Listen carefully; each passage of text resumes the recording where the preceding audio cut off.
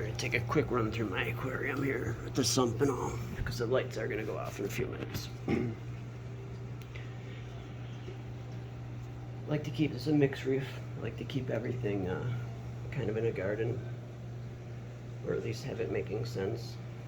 Like right here, I got, you know, sort of some SPS that outline the garden of the zoas. Got a little Fabia garden going, Euphilia garden going, a couple different candy canes, some Gonopora, some Alleviopora, big chalice, Montes, a couple Cephastrias. What is that called? Is that a chalice or is that a Lephastria? I don't know. Some more Montes, 24 carat Lephastria or Lephastria? I don't know. Grafting Monte, acros, pipe organs, some big head dendros. Having trouble with my green star polyps of all things, but for a different day. This is the John Deere. It's a Kenya tree, and that is a mystery Lephastria that I bought from WWC during one of their live auctions. And down in the sump.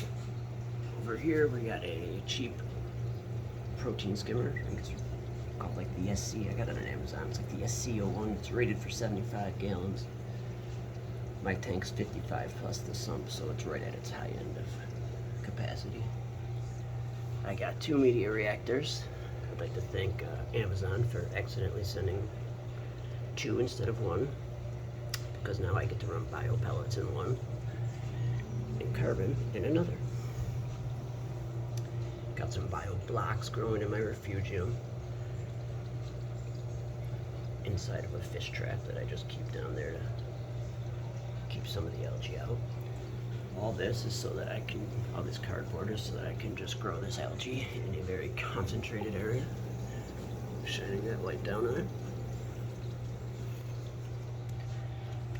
I got a little fan here to help cool down the water. It keeps it about a degree cooler than it would otherwise.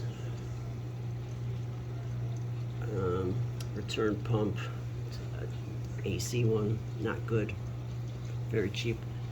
Everything here was basically the cheapest of the cheap on Amazon when I started. From the 55 gallon standard size tank all the way down. However, a few months ago I did invest in some better lighting. Got off the black boxes into some AI primes. Really like them.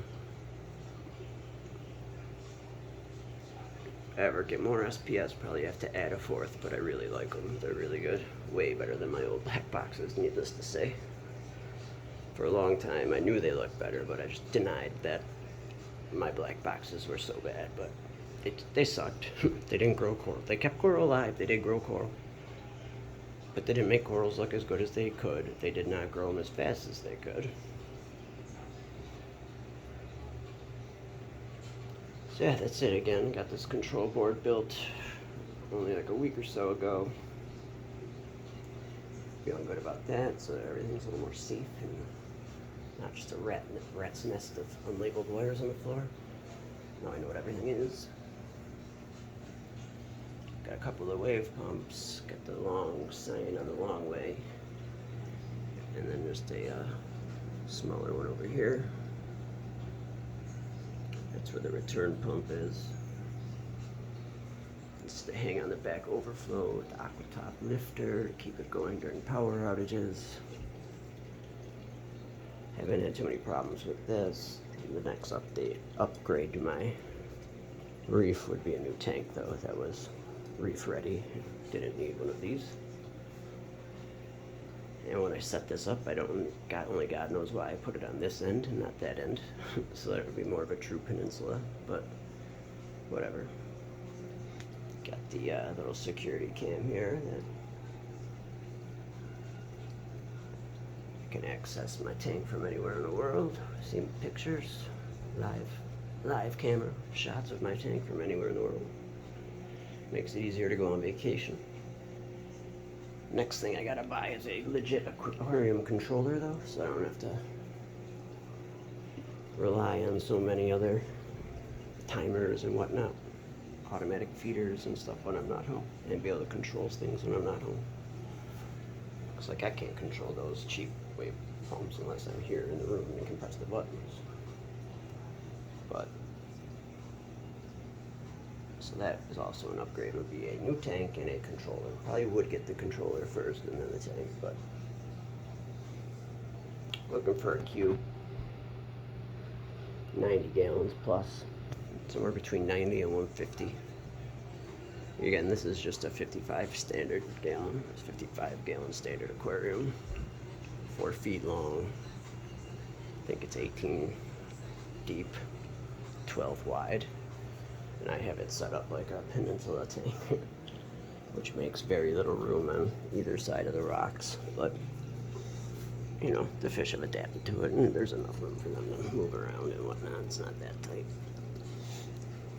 And I've always just really liked the way peninsula tanks looked, and sort of having this as my office, and then having my couch is like right there, so I can see that end of the tank from the couch. And when I'm in my office, I obviously have this whole nice view of the tank, and it also kind of gives me a little privacy from the rest of the apartment without having to close the door.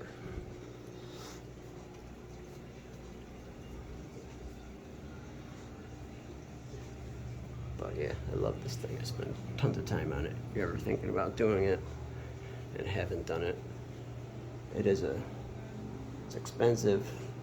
It can be very expensive. It takes a lot of patience. It doesn't have to be expensive, but you have to be patient.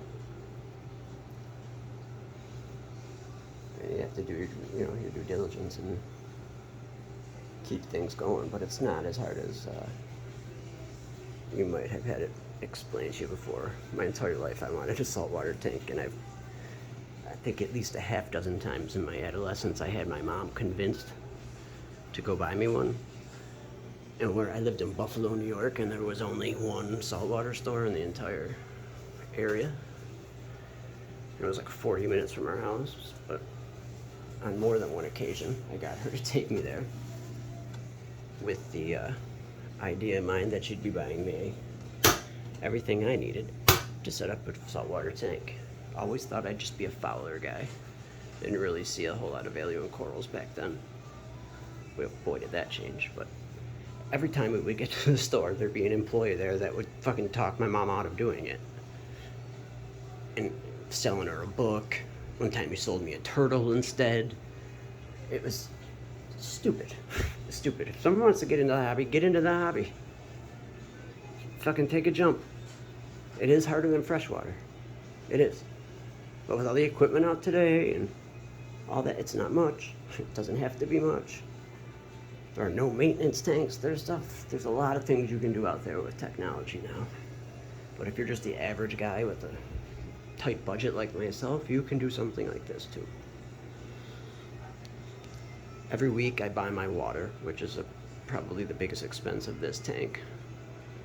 Not only because I have to buy water every week, I buy 20 gallons, and I do a 15-gallon change on this, which is like 25%, which is heavy. But I hate testing, so I just do a heavy water change every week, and that's my test.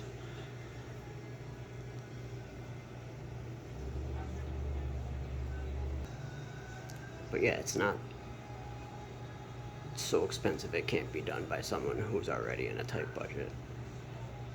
That again just takes some due diligence and patience. You need to do your research, where to buy the best, cheapest things, and then you need to be patient while you stock it, because you're not going to be able to have it look like this overnight. This is 6 months. Every week I go to the store, buy 20 gallons of water, end up buying a $15, $20 frag while I'm there as well. So that's how I've been able to replenish it over 6 months. And you could do the same. And it's a really fun hobby. Every Friday I go to the store when I get out of work, fill up my water. I look forward to picking out a nice little, You know, I go as high as 60 if it's really great, but usually try and stay somewhere between 20 and 30. There's usually a pretty good selection at most local fish stores for someone in that range.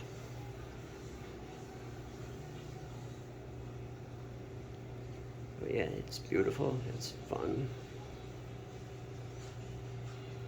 There's science, it's art,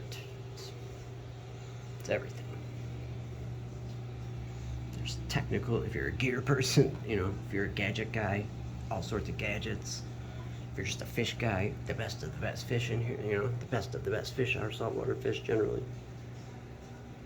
If you're a planted tank guy, like corals are the ultimate planted tank. I have a huge turtle tank over here that I've many times tried to make planted, but turtle just doesn't want it to be. He wins. But anyways, questions, comments, I don't know everything. I'm sure I've messed up a lot of pronunciations, a lot of names. Feel free to correct me. And yeah, questions or comments, I'll answer. Peace.